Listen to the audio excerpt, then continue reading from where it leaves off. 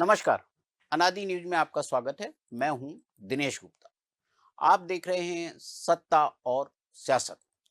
15 अगस्त को हमने, आपने, हम सभी ने आज़ादी का जश्न मनाया।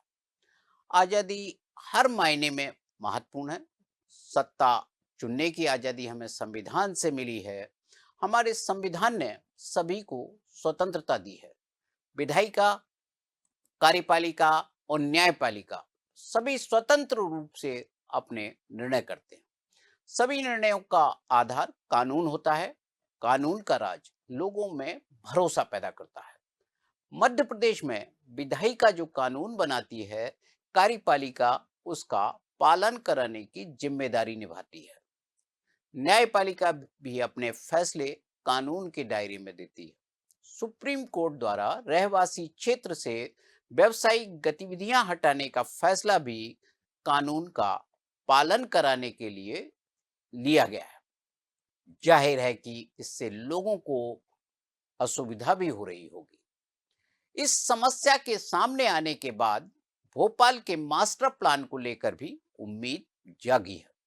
प्लान कब आएगा, यह सत्ता और सियासत दोनों को ही तय करना है। राज्य में दोनों ही बड़े राजनीतिक दलों में इन दिनों सियासत तेज है। सत्ताधारी दल भारतीय जनता पार्टी के राष्ट्रीय पदाधिकारियों की सूची आ चुकी है। मध्य प्रदेश से जुड़े 8 चेहरे हैं। इससे राज्य भाजपा की सियासत पर क्या फर्क पड़ेगा, यह बताएंगे हम। कांग्रेस की राजनीति के हाल भी जानेंगे। साथ ही सत्ता को चलाने वाले हाथ क्या कर रहे हैं, यह भी जानेंगे। तो चलिए शुरू करते हैं सत्ता और सियासत। सबसे पहले हम बात करते हैं भारतीय जनता पार्टी के नवनियुक्त राष्ट्रीय पदाधिकारियों को लेकर। कुल 8 चेहरे मध्य प्रदेश से जुड़े हैं। इनमें तरुण चुग का मध्य प्रदेश से नाता सिर्फ इतना है कि वे राज्यसभा में राज्य के कोटे वाली सीट से चुने गए हैं। सौदान सिंह हैं मध्य प्रदेश के, लेकिन उनकी राजनीतिक कर्मभूमि बदलती रहती है। जो अन्य राष्ट्रीय पदाधिकारी नियुक्त किए गए हैं उनमें बीडी शर्मा और बंसीलाल गुर्जर की जिम्मेदारी बड़ी है। बीडी शर्मा प्रकोष्ठ संकुल के संयोजक बनाए गए हैं और बंसीलाल गुर्जर किसान मोर्चा के राष्ट्रीय अध्यक्ष बनाए गए। गुर्जर की नियुक्ति उत्तर प्रदेश के चुनाव के लिहाज से भी महत्वपूर्ण है। उत्तर प्रदेश में गुर्जर वोटरों की बड़ी संख्या है। ये संपन्न किसान हैं। बंसीलाल गुर्जर के जिम्मे इन्हीं वोटरों को साधने का काम है। वहीं बीडी शर्मा को पार्टी के प्रकोष्ठ को गतिशील करना है। राज्यों में इनकी गतिविधि तेज करना है। पार्टी ने मध्य प्रदेश से लगभग हर वर्ग के नेता को राष्ट्रीय टीम में शामिल किया है। आदिवासी वर्ग से गजेंद्र पटेल और अनुसूचित जाति वर्ग से लाल सिंह आर्य को जगह दी गई है। बीडी शर्मा ब्राह्मण हैं। आशीष अग्रवाल वैश्य, कविता पाटीदार और बंसीलाल गुर्जर अन्य पिछड़ा वर्ग से हैं। इन नियुक्तियों से मध्य प्रदेश भारतीय जनता पार्टी की राजनीति में कोई बड़ा बदलाव नहीं होना है। कोई अलग प्रेशर ग्रुप नहीं बनेगा। इन नियुक्तियों से निराश वे लोग हैं जिन्हें राज्य की मौजूदा राजनीति रास नहीं आ रही है। ऐसे सभी चेहरों को अब अपनी रणनीति भी बदलना होगी। अब बात करते हैं कांग्रेस की। कांग्रेस साल 2028 में होने वाले विधानसभा चुनाव में जिन राज्यों में अपनी वापसी की उम्मीद रख रही है उनमें मध्य प्रदेश सबसे ऊपर है। इसकी एकमात्र वजह लगातार 2 विधानसभा चुनाव में मिली जीत है। पार्टी के नियंता राहुल गांधी को सबसे ज्यादा आशा मध्य प्रदेश से है और वे आशान्वित हैं। उनके आत्मविश्वास की वजह सिर्फ जीतू पटवारी नहीं है और ना वो हो सकते हैं। राज्य के लोगों का मिजाज भी हो सकता है। ये उनके आत्मविश्वास की जो वजह है वो मध्य प्रदेश राज्य का मिजाज है।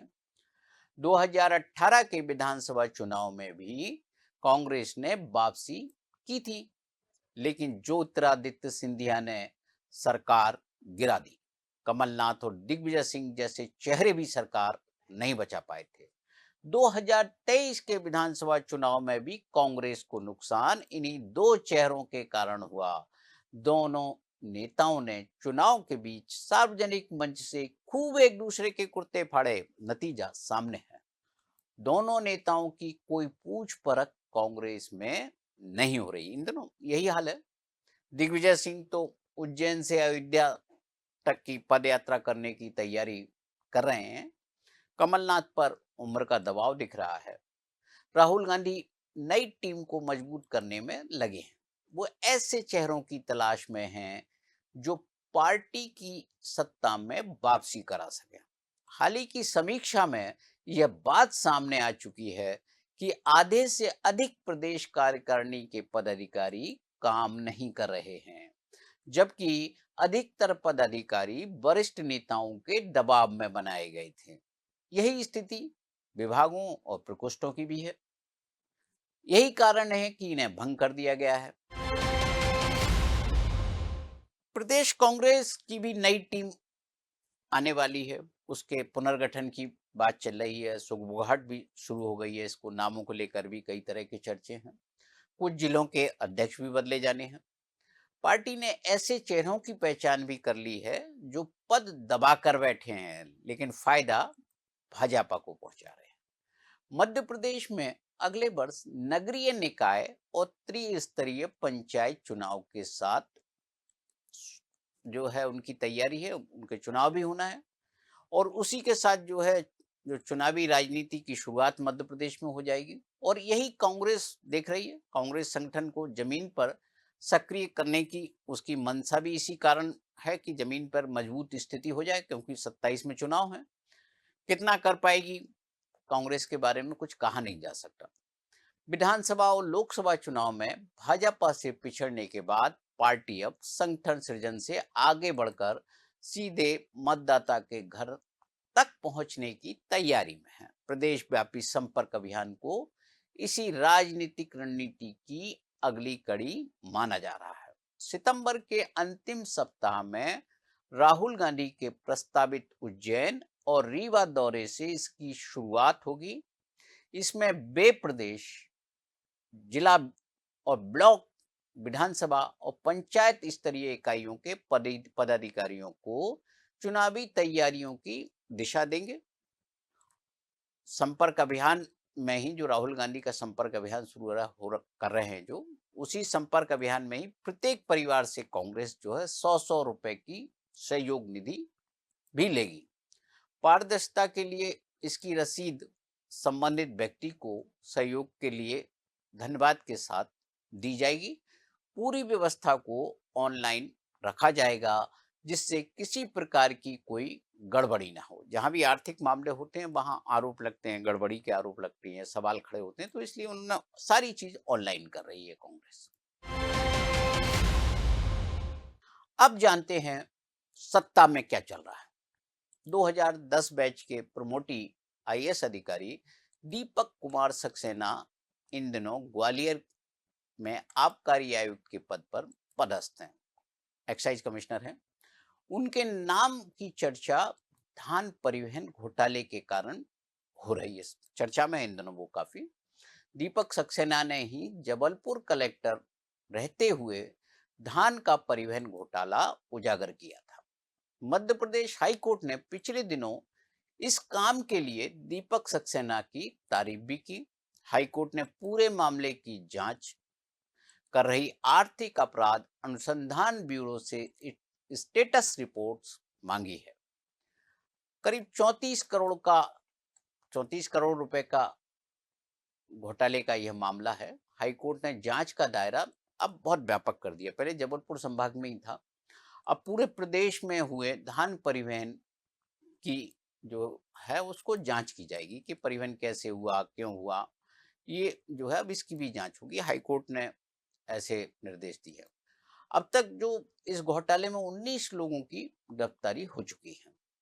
यह मामला नागरिक उपभोक्ता मंच जबलपुर की ओर से हाईकोर्ट में दायर किया गया था एक जनहित याचिका के जरिए। जबकि इस मामले की शिकायत बड़ा दिलचस्प है, भाजपा विधायक एवं पूर्व मंत्री अजय बिश्नोई ने की थी। जांच में राइस मिलर्स और MP state civil supply corporation के अधिकारियों कर्मचारियों की मिलीभगत सामने आई है।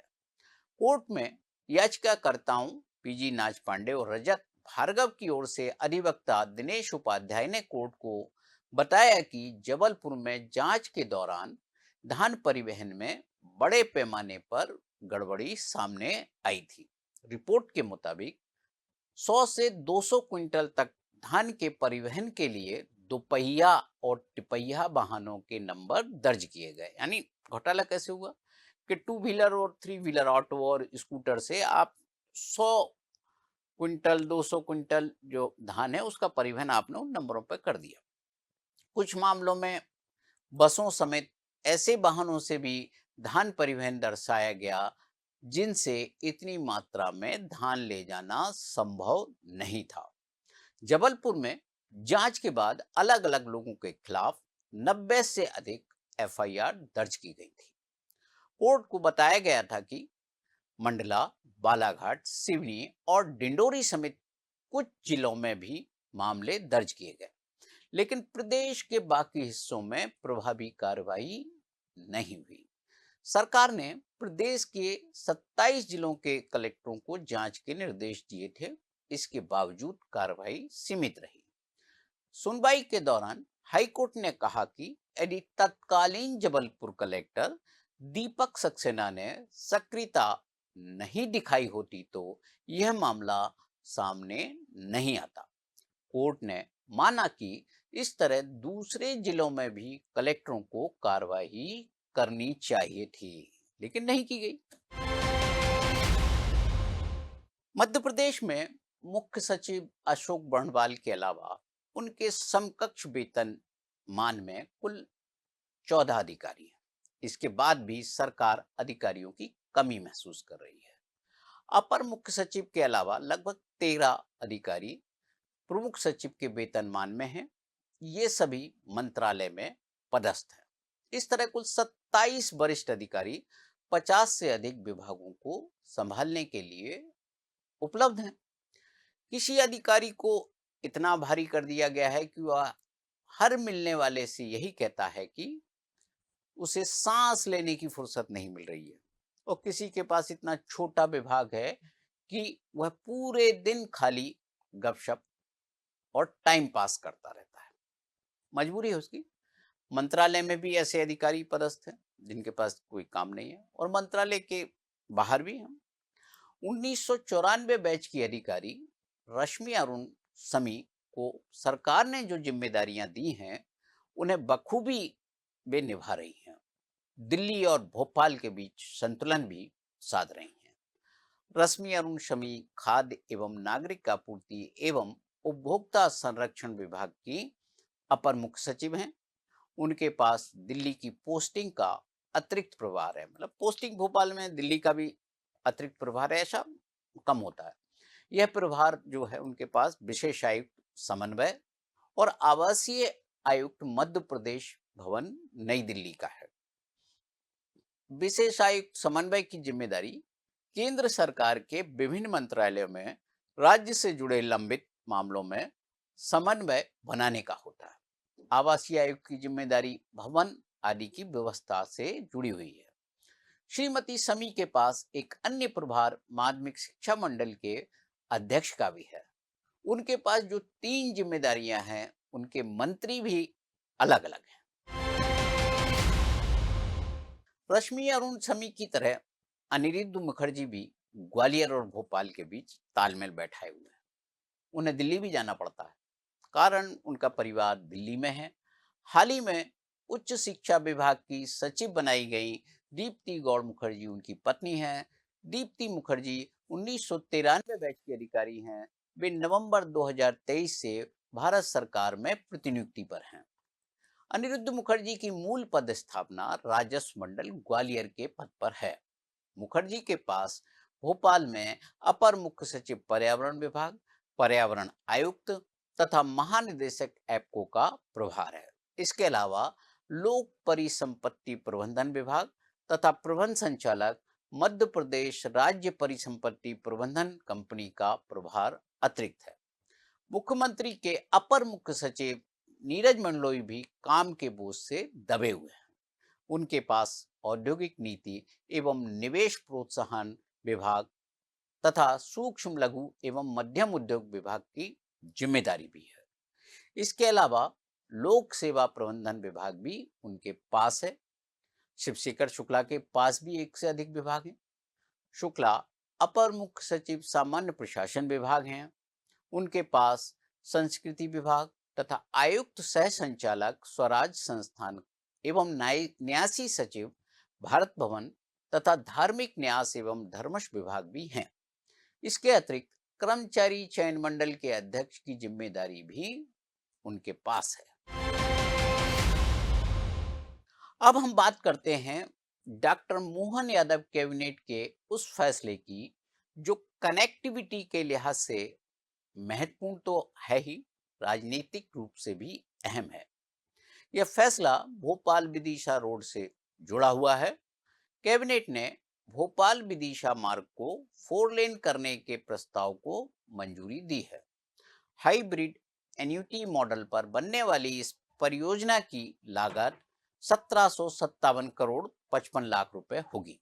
इसके तहत मौजूदा 44.83 किलोमीटर लंबे 2 लेन मार्ग को पेव्ड शोल्डर के साथ 4 लेन में विकसित किया जाएगा।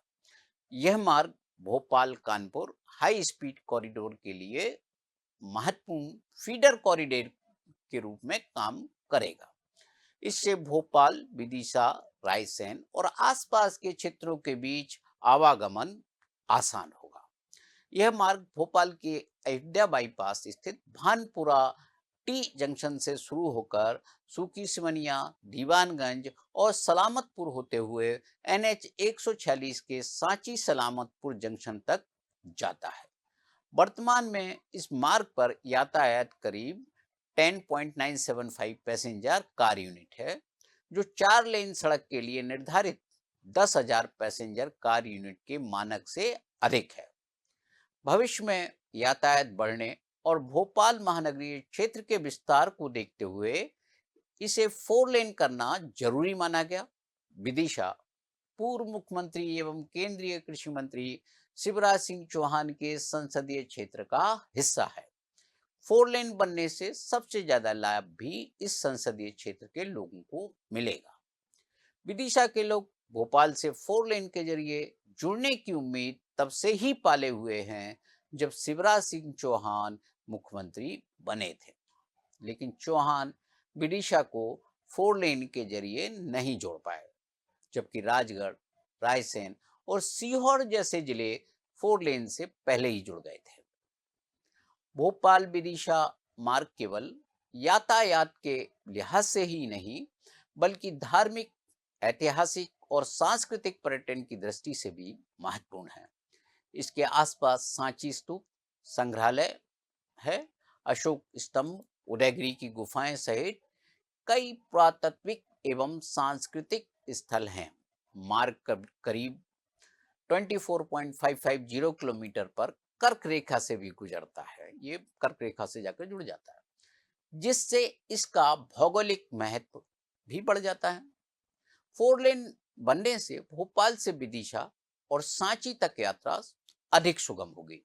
इससे पर्यटन, होटल, परिवहन, गाइड सेवा, हस्तशिल्प और स्थानीय कारोबार को बढ़ावा मिलने की उम्मीद है। सत्ता और सियासत में आज इतना ही।